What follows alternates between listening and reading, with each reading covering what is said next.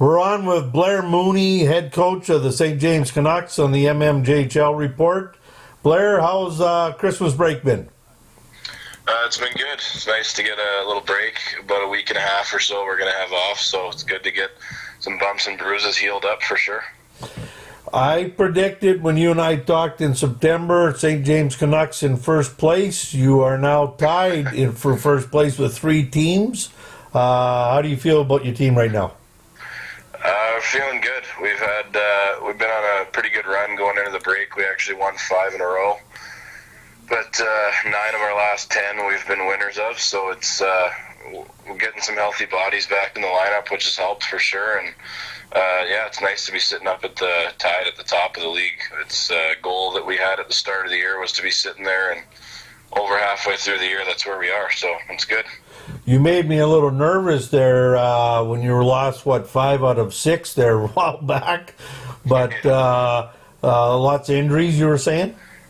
Yeah, we had, everybody goes through it at some point. So we just unfortunately had a bunch of guys. I was adding it up the other day. I think we had, so far this year, we've had almost 50 man games lost to injury. We've had one guy with a long-term concussion, but he's been back. But our captain missed a few games, and we had a couple game stretch where both goalies were out, unfortunately. So we had a couple call-ups go in, but it was everybody goes through it, and hopefully we got that stuff out of the way early. But yeah, we had a rough stretch. I think it was 5 of 6, but there was 4 in a row, and then there was a little wake-up call for us, and since then we've been on a good run. So the boys answered the bill.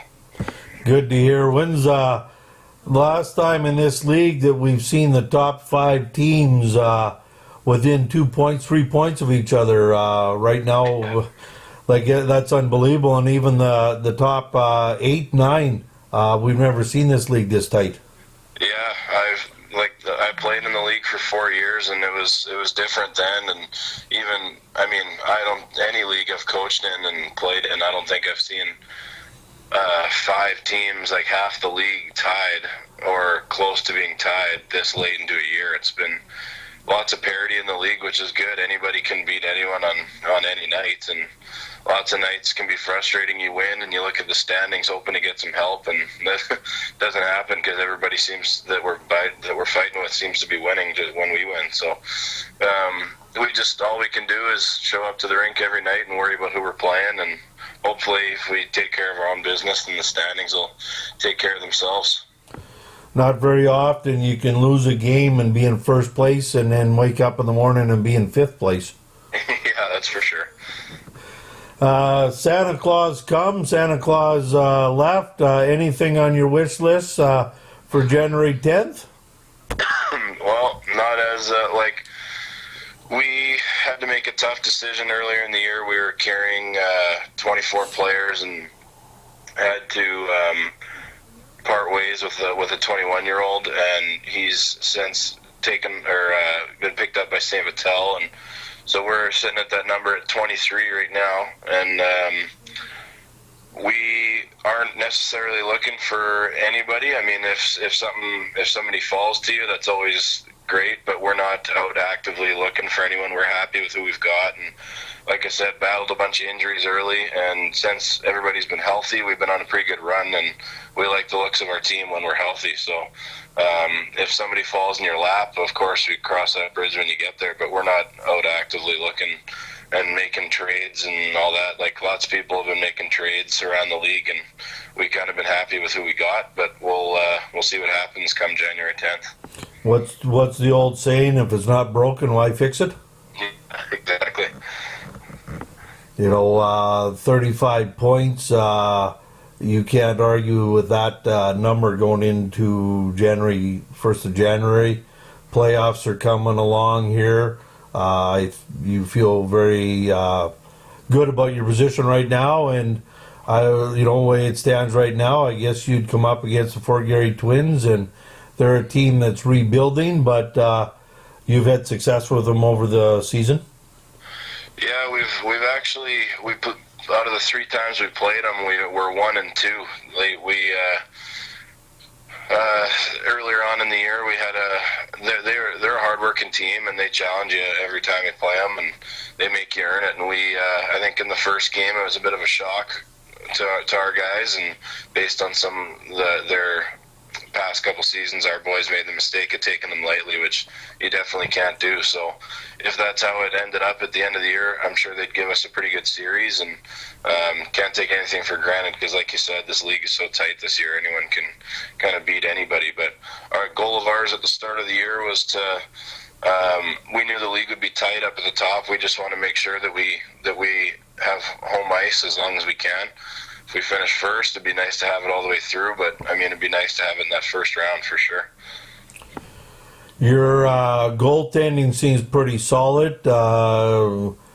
Nathan there, he's sitting, fifth in the league right now, but at a very, very respectable 2.95. Yeah, for sure. And Nathan's playing well. We've kind of been working the two goalie system for the majority of the year. We had Tyler Weiss that's returned for us. He's only 19, and Nathan Savard is only 18, and so it's one of those things. They're both young goalies that need to lean on each other a little bit. Tyler's got 3 big wins over Stonewall and a couple over Charleswood, and Nathan's gone in and kind of was in a backup role at the start of the year, but he's got a 9-1 record, so he's really earned his starts coming up here. So it'll be interesting. We're confident with both of them in the net, but they both like to play, and they get along really well, which helps. So going forward, we'll kind of ride the hot hand. Going into playoffs, having 2 goalies that you can rely upon is golden in this league, and in any league actually. But you're right. You ride the hot hand when it's hot, and either one of these guys could ride you to a championship. Yeah, well, like I said, we're confident with either one of them in the net, and being that they're both young guys, I mean, it's tough for anybody in this league to play every night, in any league for that matter, goalie to go every night. So you need somebody to lean on, and they've both been really good for each other. And going into the playoffs, I mean, every goalie wants to play every game, but we'll see how it goes, and whoever's winning probably is going to keep playing. So, and they know that. Besides Lockhart kind of running away with the goals on your team, it looks like your scoring is kind of spread around throughout the whole team, right? Yeah, definitely. We got some balanced scoring. I mean, Mitch is he's been consistent for us all year, and he's been healthy the majority of the year. Nick Steyer has been a big part of our offense too. He's missed, I think, close to 5 games with injury and illness, but he's been key for us for sure too. We got some young guys, Dylan Reinheimer, Tyler Meixner, and defensemen that are chipping in with some assists. And yeah, we got 3 or 4 lines we're pretty confident scoring wise to roll out every night, and you know what you're going to get out of Mitch for sure. And it's nice to have some younger guys putting the puck in the net. Good leadership from the older guys, but it's nice having some depth for sure. Well, Blair, the new year's here, and before we know, we'll be into playoffs. Showcase weekend's coming up. We hope to be in there to see a few games you guys play, but we wish you the best of luck and look forward to watching the playoffs. Okay, thank you very much.